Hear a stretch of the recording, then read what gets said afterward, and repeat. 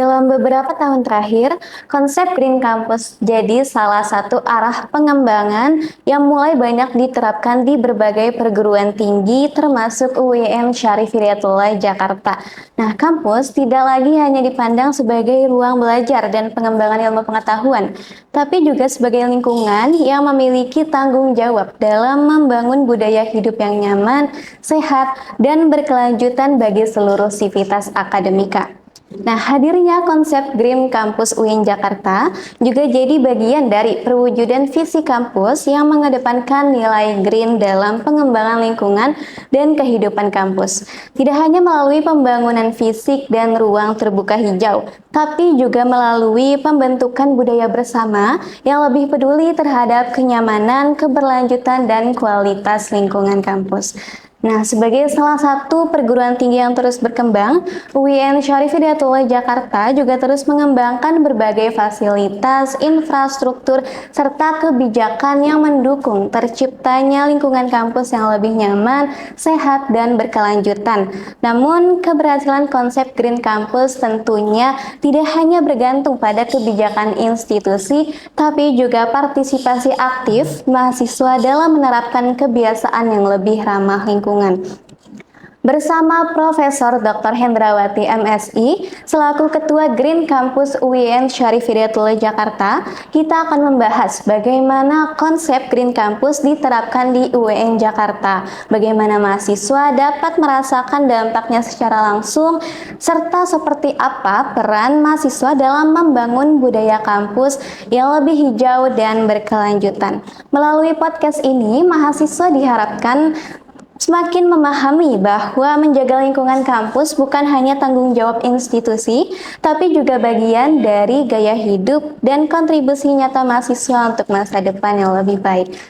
Bismillah, Assalamualaikum warahmatullahi wabarakatuh. Selamat datang kembali di podcast kemahasiswaan UIN Jakarta bersama saya Laila Nur Rahma di segmen podcast Tanggapan Pakar. Episode podcast kali ini kita akan membahas tema yang sangat dekat dengan kehidupan kita sehari-hari, yaitu Green Campus, Green Future, membangun budaya kampus bersama mahasiswa. Nah, ketika mendengar istilah Green Campus, mungkin sebagian dari kita langsung membayangkan nih pepohonan yang rindang, taman yang hijau, atau bangunan ramah lingkungan.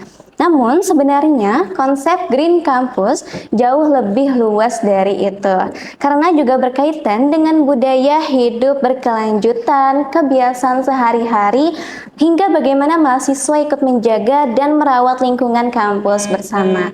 Lalu seperti apa sih implementasi dari Green Campus ini di UIN Jakarta? Dan kita akan membahasnya bersama Kepala Pusat Green Campus UIN Jakarta bersama Profesor Dr. Hendrawati MSI.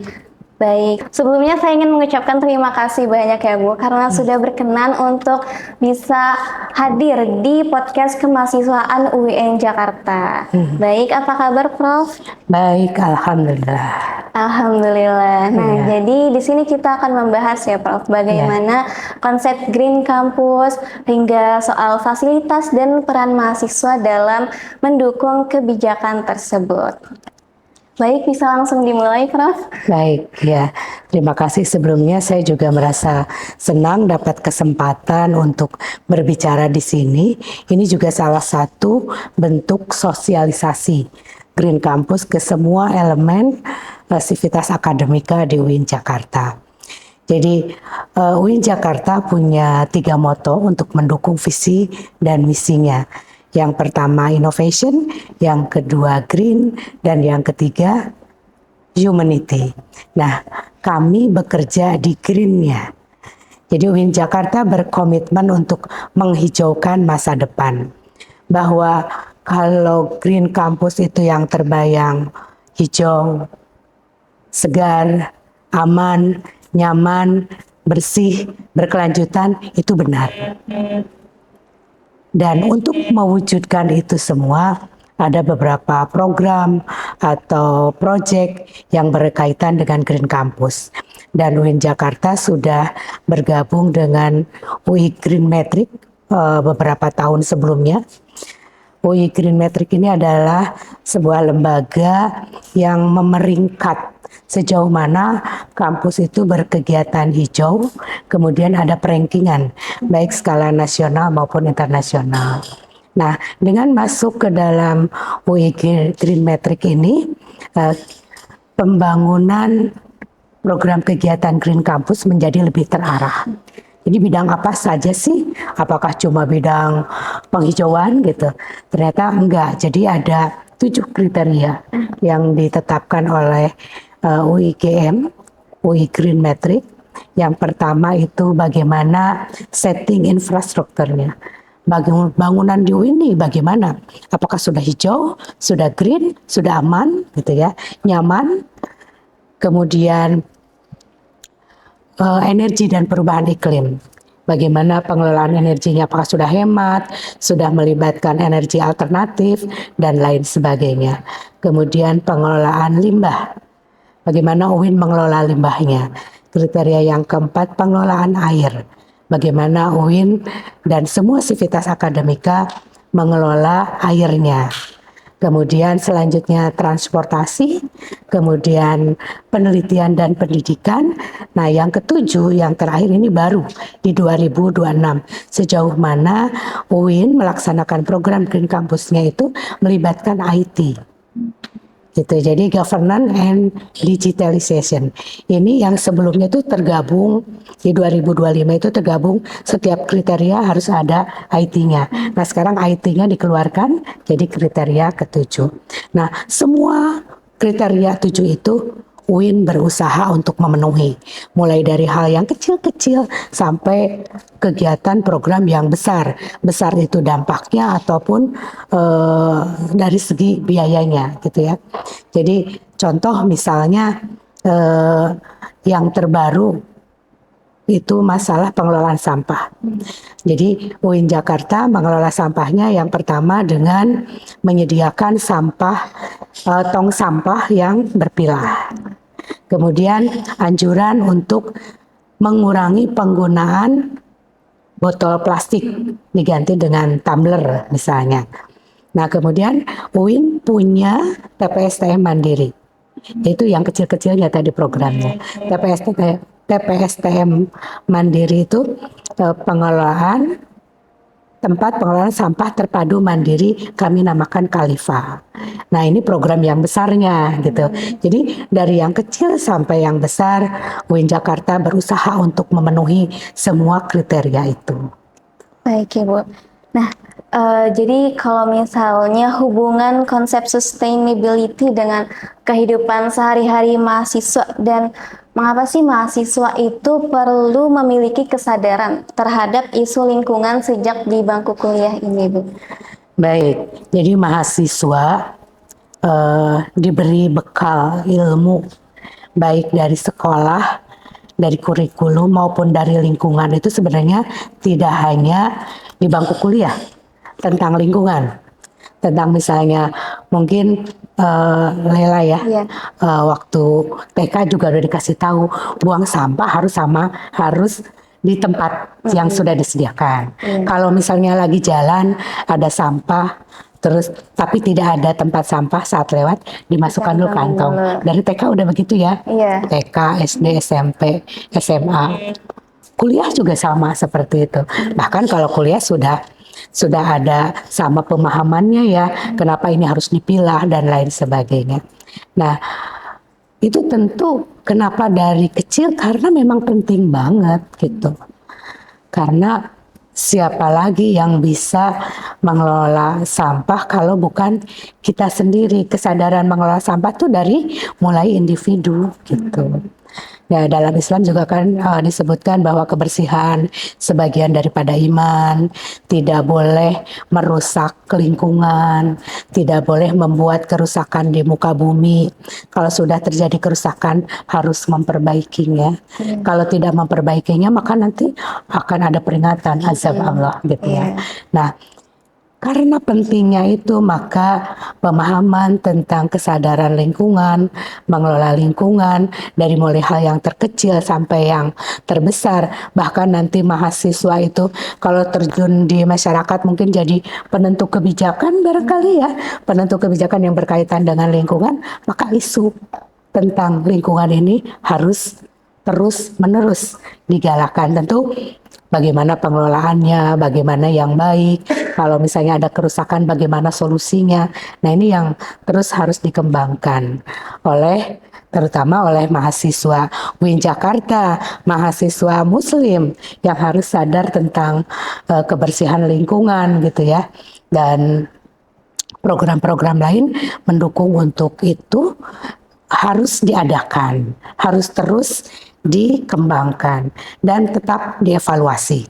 Jadi kalau misalnya ada program seperti tadi Khalifa itu TPSTM itu ya, tahun 2025 baru pengadaan, 2026 operasional. Nanti selanjutnya dievaluasi. Dievaluasi itu apa yang kurang.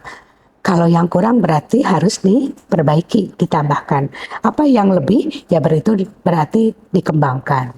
Jadi tidak hanya proyek tahun ini, tahun depan udah selesai gitu ya. Nah harapannya tuh kalau yang baik-baik dievaluasi dan hasilnya baik itu terus dikembangkan jadi berkelanjutan. Demikian juga dengan pemahaman mahasiswa. Kalau dari kecil, dari SD, SMP, sudah pemahamannya bagus. Nah saat kuliah harusnya tambah lebih bagus. Saat lepas dari UIN Jakarta sudah jadi alumni, itu juga bisa menjadi agent untuk pengelolaan lingkungan yang lebih baik ke masyarakat di sekitarnya gitu. Baik ya Bu. Nah tadi kan udah ada beberapa ya Bu yang disebutkan untuk fasilitas yang menunjang dari prinsip keberlanjutan lingkungan. Seperti misalnya tadi ada TPSTM Khalifa. Nah tapi ada nggak sih Bu hal lain atau fasilitas yang ingin dikembangkan atau ingin dihadirkan lagi Ibu dalam inovasi Green Campus ini? Baik, jadi tadi yang 7 kriteria ya. Kita udah memasukkan dari hal kecil sampai hal besar. Kemudian di UIGM itu pelaporan kita itu dinilai dapat poin-poin apa aja gitu. Nah dari ke-6 awalnya kan 6 kriteria itu bagus tuh peningkatannya bagus ya. Terbukti poinnya itu dari 1.700-an menjadi 7.000-an menjadi 8.000. Perankingan dari 36 nasional menjadi 31. 316 internasional menjadi 238 internasional. Bahkan peningkatannya cukup bagus ya. Nah, tahun ini kan kita juga masih tetap melakukan itu, melakukan penghimpunan data-data. Nah, kita lihat apa nih yang nilainya naik semua tapi naiknya kurang gitu. Ternyata di program air, pengelolaan air yang naiknya kurang bagus. Maka kita menginginkan ada program kegiatan, semuanya kriteria tetap dimunculkan. Ada yang baru, ada yang lama, ada yang dilanjutkan. Nah khusus untuk air memang harus ada peningkatan yang cukup signifikan. Nah poinnya itu di air itu kan harus ada yang diserap, dikelola gitu ya. Nah, UIN Jakarta itu dari segi lokasi, kalau kampus 2 sudah ada tuh Situ Gintung ya. Kampus 3 sudah lumayan bagus ininya untuk daya serap airnya sudah ada tersedia. Nah, kampus 1 nih yang masih kurang untuk daya serap airnya. Sebelumnya punya Situ Kuru. Kalian kenal nggak tuh Situ Kuru? Ya, yang di samping pintu Doraemon itu ada Situ Kuru. Dulunya, pas sekarang Situ Kurunya sudah mengecil banget. Padahal itu bagian dari daya serap lingkungan air di lingkungan UIN Kampus 1. Nah, untuk mengatasi itu, setiap gedung di Kampus 1 maupun Kampus 2 itu ada kolam ikannya, ada air mancurnya. Ada kan ya? Iya, ada ya, Bu. Nah, itu sebagai salah satu bentuk peduli airnya, pengelolaan air, tapi kita tidak punya yang besar untuk kampus 1. Ya mungkin ke depannya barangkali UIN bisa bekerja sama dengan Pemda gitu ya untuk menghidupkan lagi situ Kuru. Mungkin tidak semuanya, tidak 100%, barangkali beberapa persen, dan itu akan sangat tadi indah, nyaman, aman, tidak cuma untuk sivitas akademika di UIN, juga untuk masyarakat sekitarnya. Tapi memang mungkin nanti ada yang perlu direvitalisasi gitu ya. Tapi kami berharap kalau misalnya nanti program itu dijalankan, ya semuanya happy ending gitu. Tidak ada yang merasa dirugikan, dan itu memang perlu cara-cara pendekatan ya, berbagai cara, dan ini juga tentu tidak hanya dari institusi UIN, tentu sangat diperlukan keterlibatan sivitas akademika di UIN, terutama mahasiswa. Baik Ibu, tadi kan saya dengar dari yang kampus 1 masih kurang dalam pengelolaan airnya, lalu di kampus 2 dan kampus 3 udah lumayan bagus gitu ya Bu. Nah kalau yang dari saya lihat untuk panel surya nih Bu, energi panel surya, mungkin ini cuma yang kalau yang sebatas saya tahu baru ada di kampus 1 dan di beberapa fakultas aja Ibu. Nah kenapa belum bisa untuk menjangkau semua kampus, bahkan seluruh fakultas itu? Iya, itu program unggulan dari pengelolaan energi and climate change, yaitu UIN sudah mencoba punya sumber energi alternatif, yaitu PLTS, pembangkit listrik tenaga surya. Saya tuh sebagai Kepala Pusat Green Campus berterima kasih sekali tuh ke institusi, ke UIN dan beberapa pihak yang mewujudkan salah satu cita-cita kita, ya punya PLTS nih UIN gitu ya. Tapi memang bertahap. Jadi di 2025 awal mungkin masih pada ingat kita ada penghematan anggaran dari segala bidang. Ya, sementara kita tetap punya hasrat, punya keinginan, cita-cita untuk program Green Campus, salah satunya PLTS ini terbentuk. Akhirnya kita bekerja sama dengan vendor dari pihak luar. Jadi ada beberapa program lain juga yang kita mendapatkan bantuan. Oke, sebelum ke PLTS misalnya kita pernah mendapatkan salut sepeda listrik UIN Jakarta. Nah itu juga bantuan. Kemudian tong sampah berpilah juga banyak yang dari bantuan. Mungkin kalian bisa lihat ada logonya. Kalau ini adalah dana bantuan dari pihak lain. Kemudian ada komposter dan lain sebagainya. Nah kalau PLT sifatnya kerjasama. Jadi ada pihak swasta yang mendanai semua pembangunan PLTS ini. Kemudian nanti sharing profit begitu. Nah untuk tahap pertama itu baru diuji coba ke 2 gedung. Gedung FST sama gedung FITK. Nanti hasilnya dilihat, dievaluasi, dan ada kemungkinan langsung dikembangkan karena hasilnya lumayan bagus ya, dikembangkan di fakultas lain atau gedung yang lain. Dalam waktu dekat, kalau tidak melenceng, rencananya itu di gedung Harnas ya, gitu. Bertahap. Jadi insya Allah itu berkembang. Dan untuk gedung-gedung baru barangkali ada yang dibangun, itu sudah kami usulkan, sarankan untuk langsung dipasang PLTS-nya gitu. Betul.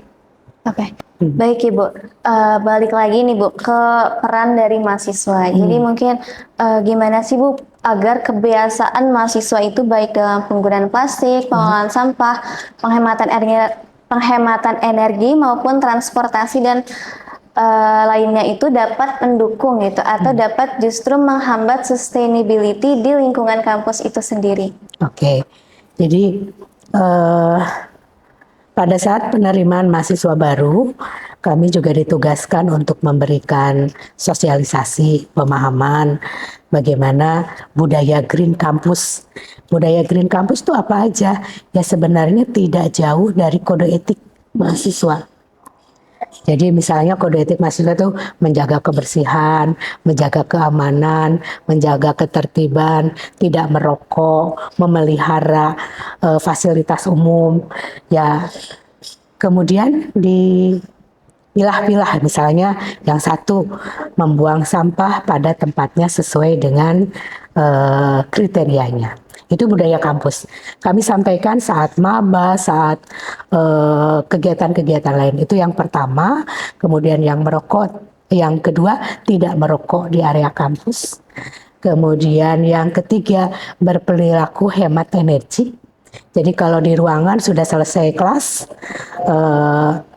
jangan nunggu OB untuk mematikan lampu dan AC. Mahasiswa yang terakhir, misalnya jam 16 selesai perkuliahan, diharapkan sudah merapikan itu, gitu ya. Demikian juga untuk karyawan, kalau misalnya mau pulang kerja, ya udah dimati-matikan dulu elektroniknya, misalnya itu dari hemat energi. Kemudian biasakan berjalan kaki, karena kendaraan bermotor yang masuk ke kampus harus dibatasi dengan pengalihan parkir dan pembatasan. Nanti mahasiswa baru tuh nggak boleh tuh bawa kendaraan bermotor pribadi ke kampus gitu, karena jumlahnya udah sangat banyak, jadi harus dibatasi. Jadi kenapa dibiasakan berjalan kaki itu, gitu ya. Kemudian di semua kriteria itu ada bagaimana berperilaku Green Campus. Dan yang terakhir itu adalah bagaimana mahasiswa diharapkan untuk berlaku sopan dan tidak berkata-kata kasar. Apakah itu termasuk Green Campus? Green, iya. Dan apakah itu ada dalam kode etik? Iya banget gitu.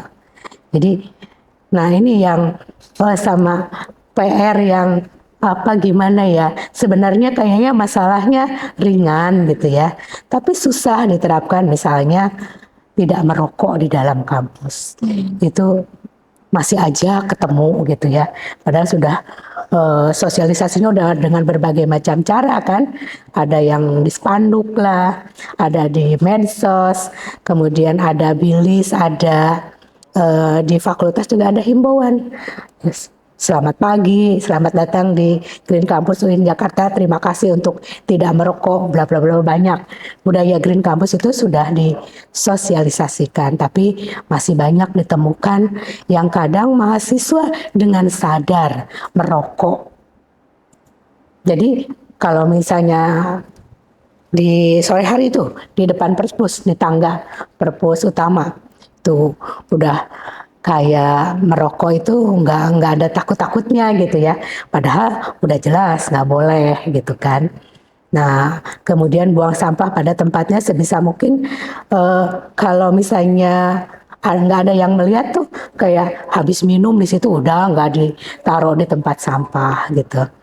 Yang seperti itu yang bukan menghambat menurut saya, tapi belum optimal gitu. Jadi harus dioptimalkan lagi. Tugas kami, tugas kita semua, termasuk juga tugas mahasiswa. Jadi Lela misalnya nanti ngasih tahu ke temennya yang merokok, dikasih tahu gitu. Jadi nggak usah nunggu temen, nunggu dosen aja yang ngasih tahu, enggak juga gitu. Jadi semuanya terlibat, dan kesadaran membuang sampah, kami membudayakan seperti ini. Membuang sampah pada tempatnya, dan apabila menemukan sampah di sekitarnya, dipungut, diambil, dimasukkan ke tong sampah, walaupun itu bukan sampah kita penyebabnya. Misalnya Lela lagi jalan ketemu plastik, ya jangan dicuekin, ambil, nggak ada salahnya kok, misalnya seperti itu. Gitu, baik Ibu. Tapi ngomong-ngomong soal yang sampah ini Bu, saya jadi teringat gitu ya. Jadi saya melihat dengan kepala mata saya sendiri gitu, bagaimana dari sampah-sampah yang udah terpilah gitu. Waktu itu saya berada di kampus PPG. Nah, dari sampah-sampah yang udah terpilah itu ternyata masih dimasukkan gitu Bu ke dalam satu wadah yang sama di sebuah truk gitu. Nah, Oh, di truknya. ya bagaimana tanggapan Ibu soal itu? Apakah memang hal ini terkait dengan kurangnya sosialisasi atau apa? Karena kan kalau di kampus PPG itu agak jauh juga ya Bu dari sini. Ya, iya. Sebenarnya itu bukan kurang sosialisasi. Kadang apa ya? Kadang ini kok lebih mudah gitu ya. Kalau lebih mudah, kenapa cari yang susah gitu kan? Jadi memang itu juga jadi catatan buat kami dari kampus, dari tong sampah itu kan sudah mulai dipilah.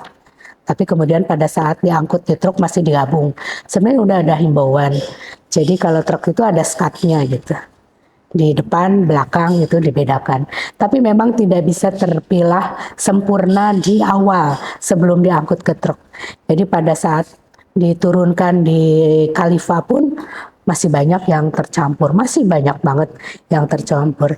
Jadi kami terus sosialisasikan terutama ke tenaga kebersihan, tenaga teknis untuk bisa sebisa mungkin memilah sebelum dibuang, karena sebelum dimasukkan ke truk gitu ya. Karena dengan dipilah itu banyak manfaat yang terambil. Misalnya para pemilah di Khalifa itu memerlukan waktu yang relatif singkat. Jadi tidak waktunya terbuang hanya dimilah sampah gitu. Ya harapannya semua sivitas akademika terutama mahasiswa ya tetap belajar memilah. Walaupun misalnya nanti digabung lagi udah nggak apa-apa, itu urusan nanti, pokoknya tetap dipilah. Jangan sampai semangatnya kendor, di sana digabung ya udah kita sembarangan lagi, jangan seperti itu harapannya. Baik Ibu. Nah, jadi kalau dari yang tadi ya Bu, bagaimana kayak misalnya ketika saya ketemu dengan teman-teman yang merokok, pastinya di situ saya harus menegur terlebih dahulu ya Bu. Nggak perlu menunggu dari arahan dosen atau semacamnya gitu. Nah sebenarnya kalau itu mungkin sudah saya lakukan, cuma bisa jadi dari mahasiswa itu yang terlalu menggampangkan hal itu. Nah jadi kalau menurut Ibu bagaimana kampus bisa mendorong partisipasi mahasiswa ini agar budaya Green Campus itu tidak hanya jadi program tapi benar-benar menjadi kebiasaan bersama. Iya, jadi kalau saya melihat tuh kayak sholat gitu ya.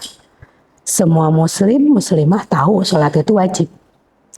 Tapi ada aja yang ngambil celah, nggak sholat gitu.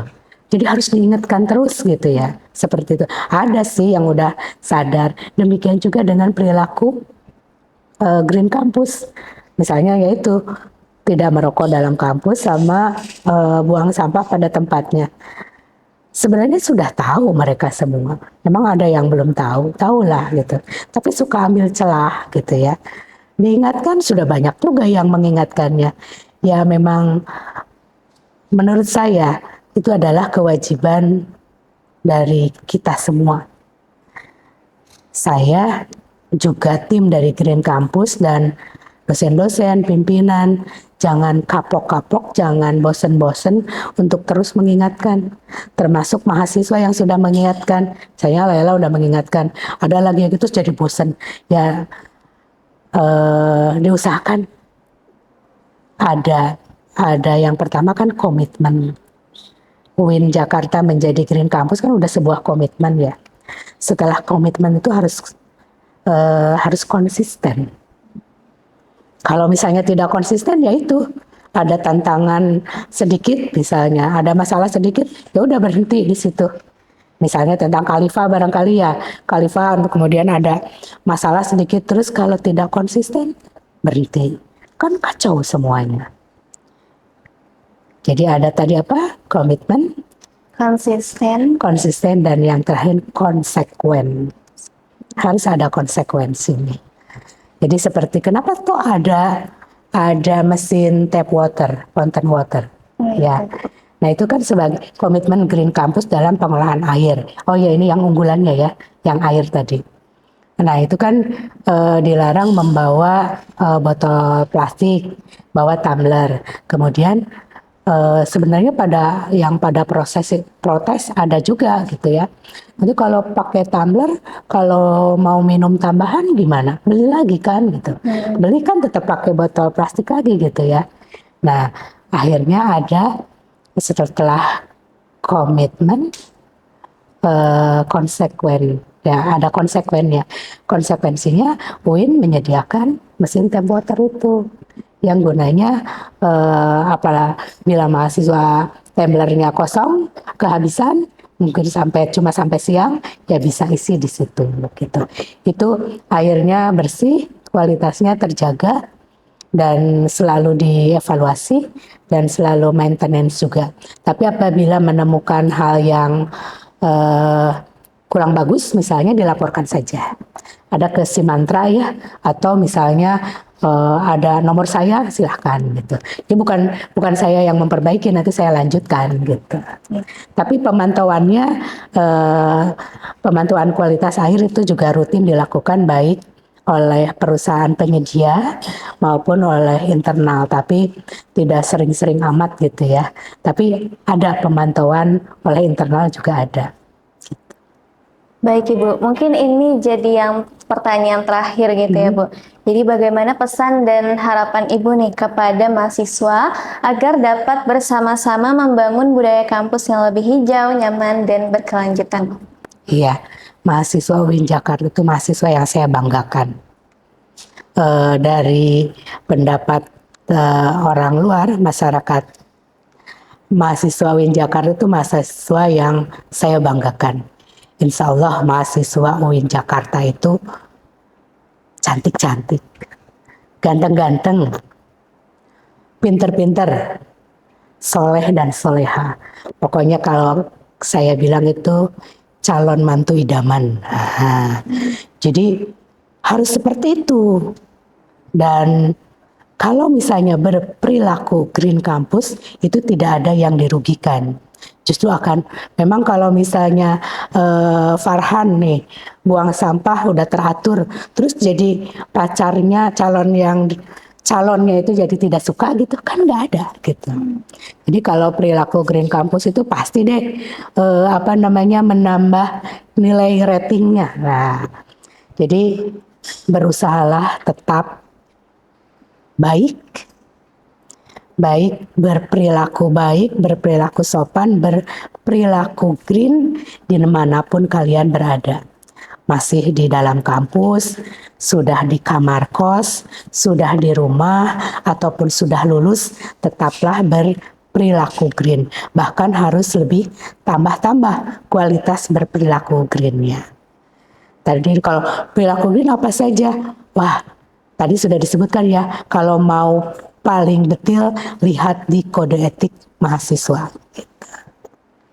Baik Ibu, nah terima kasih kepada Profesor Dr. Hendrawati MSI. Jadi dari yang saya tangkap tadi ya Bu, ada 7 kriteria yang menjadi patokan gitu ya Bu di Green Campus ini, dan tadi juga ada contoh-contohnya untuk penerapan fasilitasnya seperti tempat pengelolaan sampah Khalifah, lalu juga ada panel surya dan sebagainya. Lalu juga ada dari bagaimana cerita Ibu soal peningkatan ranking dari UIN Jakarta di UI Green Metric 2025 gitu.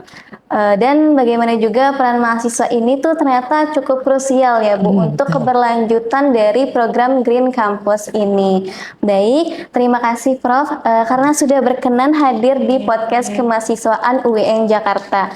Perbincangan kita hari ini pastinya sangat bermanfaat dan membuka wawasan untuk kita semua, terutama mahasiswa, dan untuk luasnya adalah Civitas Akademika.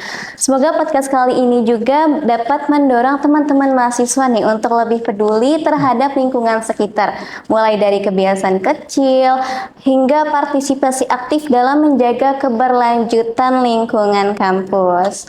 Nah, terima kasih juga untuk teman-teman yang sudah mendengarkan podcast kemahasiswaan UIN Jakarta di segmen Tanggapan Pakar.